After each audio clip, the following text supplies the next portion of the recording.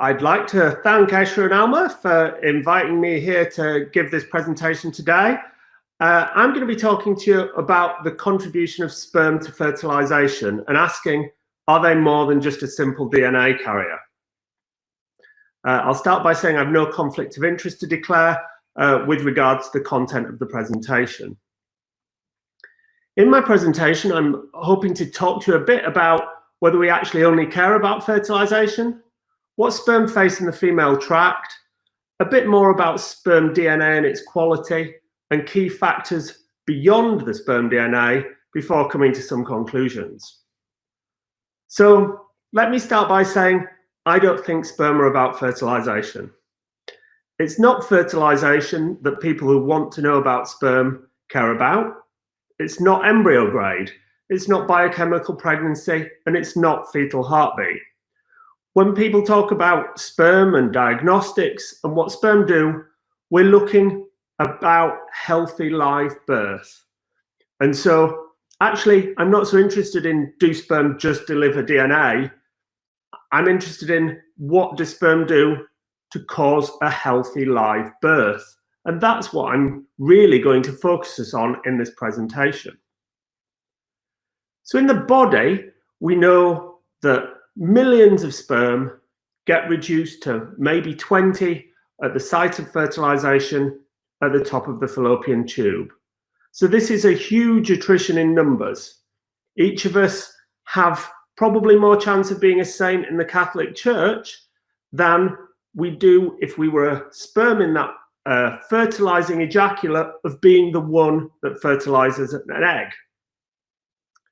They're navigating a really complex environment, and there's selection and lots of other things going on there. So that's what they're facing in the beginning to reach fertilization. When we're thinking about fertilization, I'd say there are roughly 7 things that we standardly think about. Are there plenty sperm to beat the odds? So sperm count. Can they get there? Motility. Can they get through the zona pellucida? Acrosome reaction. Can they fuse with the ulemma? Izumo. And can they activate the egg? PLC zeta. We also tend to forget, but should be thinking, do they have OK centrioles? And have they the right amount of DNA? So are they normal in terms of ploidy? But that's really only part of what the sperm's doing. That is the bit about fertilization. But although they're important, they're not really the entire story of what a sperm is bringing. And so I'd like to explore that with you a little more.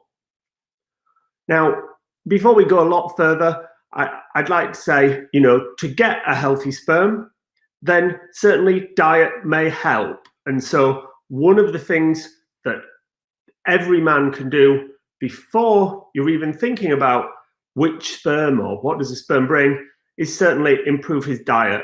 And that will play a part in any kind of conception. But did that sperm that's going to fertilize actually have a good life so far? Now, one of the key things there is that sperm's had maybe 2-3 months of life with that man before ejaculation. In the early stages of mitosis, meiosis, did that sperm fare well? Was all the genetic material carefully replicated? How many mutations have happened? And then through spermiogenesis and the time of storage, what happened to the sperm? And obviously that's one stage we know they may get DNA damage. DNA damage isn't only going to happen then, depending how that nuclear DNA is being packed. It may happen during being mixed with the ejaculate or after ejaculation in the female tract. But certainly that is a problem because sperm DNA damage, so breaks in the DNA strands, is something that the egg is going to have to correct. And certainly that isn't something that's guaranteed to be simple. Now, my team in Birmingham first predicted that sperm DNA had an effect on miscarriage back in 2017. And there's been more data since then looking at it. And we saw paternal sperm DNA seem to almost double the chance of miscarriage from any kind of conception, be it natural or IVF. So here we're saying we've had that fertilization, but something that the sperm has brought, admittedly the DNA, is going to be a problem later on and we'll get miscarriage. Certainly a lot of people worry about sperm DNA damage. Is it an assay they should be doing? What can you do about it? And that's a debate that many people will have today and on other days. I'd like to talk to you a little bit about some underpinning data about sperm and miscarriage. And this comes from the HAB-SELECT trial. So for those of you that don't know, this was a randomized controlled trial in the UK where we compared standard ICSI against the intervention PICSI, which I'll explain a little more in a second. This was across a number of units, so 16 centres in total, and 2,772 couples were randomised. So it's one of the more substantial evidence bases in reproductive medicine for an intervention and what happens. So PICSI, for those of you that aren't familiar with it, or physiological ICSI, you have a dish which has got a spot on the bottom of hyaluronate. Obviously, sperm normally are seeing hyaluronate or HA at the egg, but here sperm go. Only some of the sperm will bind, and then we're picking the highly motile sperm that are bound to that spot, not sperm that free swim. Okay, so when we look at this data, unfortunately in the trial, what we found was the primary outcome, so live birth, there was no significant overall effect. So most people said, well, PICSI makes no difference. But perhaps what is interesting and worth note is this line here on miscarriage. So if you look at miscarriage, the 4.3% and the 7% are expressed as of the total population in the arm. But we know you can't miscarry if you've not got pregnant. If we express it as those women pregnant, we have a 14% rate in the PICSI arm versus 22% in the ICSI arm of the trial. So absolute 8%, or if you want to look at it a different way, a 38%, nearly 40% reduction in the miscarriage rate by changing how we pick a sperm.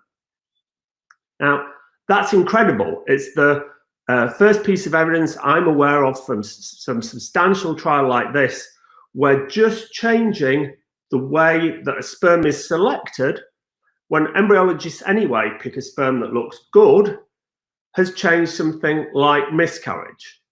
It's significant and, you know, is there in a good trial. So whether that's sperm DNA or something else to do with ploidy or other function of the sperm, certainly a real effect. And we tend to believe it was likely to be one of those key factors.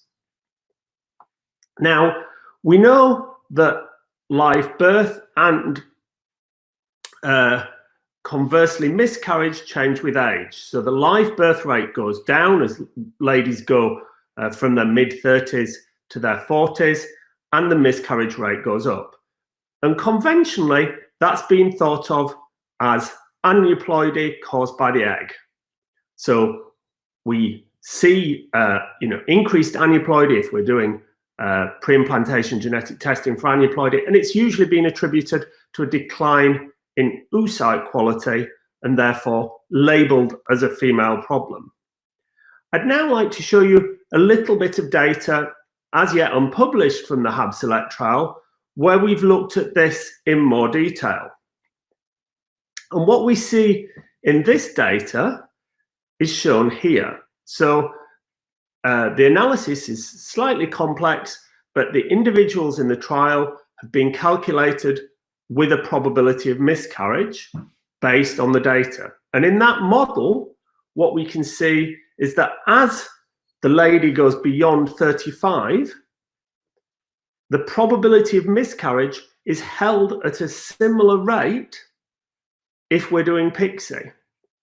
If we're doing ICSI, it carries on increasing in the way that we would expect, the way in the previous graph that we would expect to see in our normal population. Over on the left-hand side of the graph, you can see that in the younger age group, it appears that actually ICSI favors things. And we as yet have no explanation for that, though there are fewer numbers of patients at that end. So this is really interesting. Miscarriage, which generally would be attributed to aneuploidy, held level as a rate by female age if we just change how we pick the sperm. Alongside other data that's emerging around the egg's ability to correct sperm factors and sperm problems, there's therefore a really strong hint here that actually the reduced success rates and the increased rates of miscarriage as ladies get older can really be pushed by poor sperm. And that maybe the handicap in the egg is it's slowly losing the ability to deal with the necessary levels of repair for a poor sperm as female age increases. Still a hypothesis at this stage, but a real thing there showing that there's something else happening. The sperm's not just got to deliver that DNA, it's got to be high quality. But there are other things that sperm do. So this paper from Alireza Fazeli and his team in pig back in 2005 first highlighted that in the porcine model, sperm change the fertilization environment. The presence of sperm in the fallopian tube changed protein expression considerably, changing the oviductal environment that that early zygote would see. So that's the first hint of sperm doing something that's nothing actually to do with fertilizing the egg in the tract. But there's more than that. More recently, Sarah Robertson's team with John Bromfield and John Schenken showed intriguing mouse data that they've now gone on to do a lot more experiments around that shows that seminal fluid in the mouse affects the female tract, and that presence of sperm and seminal fluid in the tract in mice affects the metabolic phenotype in the offspring. Now, previously, we'd only really known about these kind of things in insects, and we'd obviously had that data from Alireza and Harry Moore and the team. But again, a different mammal where we're seeing something that's signaling, and that's actually changing offspring health due to things in the ejaculate. So in the human, we know that sperm swim around on the tract. They'll bind to different areas of the tract, be it endometrium, isthmus, or ampullary tissue. And you've got some images here of sperm interacting with cilia on a tract explant from one of my students, Tom. Now, a question that Tom thought about, and then we've taken further, is does that do anything to the tract in humans? And so more recently, James has been looking at, can we see signaling? So in these experiments, we have used isolated primary cultures, but also human cell lines, and labeled them with calcium dye. So primarily, we've looked at different cell lines from around the tract, and I'm going to show you some examples of the OECE67 cell line, which is an oviductal epithelial cell line, compared to foreskin fibroblasts, which we can use as a negative control. Because what we're saying here is foreskin may expect to see semen, does it respond? Or may expect to see sperm, does it respond? Versus, does this other epithelial cell line from further through the female tract show response or a different response? The tracer here is a calcium dye, so it increases in fluorescence when intracellular calcium increases. So this is an example of one of James's experiments, and this is under constant perfusion. So going from left to right, those cells, in this case in the main panel, from oviductal epithelium, in constant media flow. They then have swim-up capacitated sperm cells passed across them, and you can see there's a large change in calcium and potentially some calcium oscillations starting. They're washed off, and then we do a positive control just to check that all cells could respond also to ATP. You do the same thing in foreskin fibroblasts. You can see bottom right, I've just inserted a few examples where basically nothing happens when you're perfusing those sperm cells over them. Now, we've done a lot of this data. This we call a methylcellulose swim up, so it's mimicking what may happen with sperm swimming through the cervical mucus. The methylcellulose layer between semen and media obviously really has a strong effect in decreasing the likelihood of anything immediately from semen contaminating that media in the preparation. There is other data. Unfortunately, I've not time to show you that today, but what you can see there is definitely supporting the fact sperm may do signaling events in the human in the tract. So no, a sperm is not just DNA. The sperm has a whole series of known functions, those 7 that I highlighted at the beginning, and more. Its DNA quality is going to have an effect on the health of the conceptus.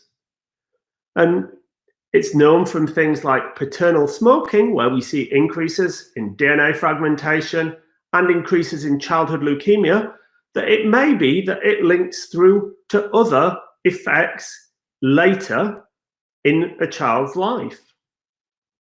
And then, of course, we have this intriguing possibility that the presence of sperm themselves may cause signaling in the tract. And perhaps with a bit more time, in a few years, we'll find ways that that may affect child health. And this being an epigenetic thing, then potentially subsequent generations. So that sperm is not just delivering DNA, but delivering tract-changing effects that maybe will even affect the grandchildren. Who knows? That's maybe a step too far for the claims for today. But I would certainly say it points towards more than being a bag of DNA, and certainly something worth much more investigation. And I think that's where we are. What we need to do is start to get better theragnostics for sperm performance. How can we actually read more into what a sperm's doing? And I think one of the intriguing ways of doing that is thinking more about the flagellum.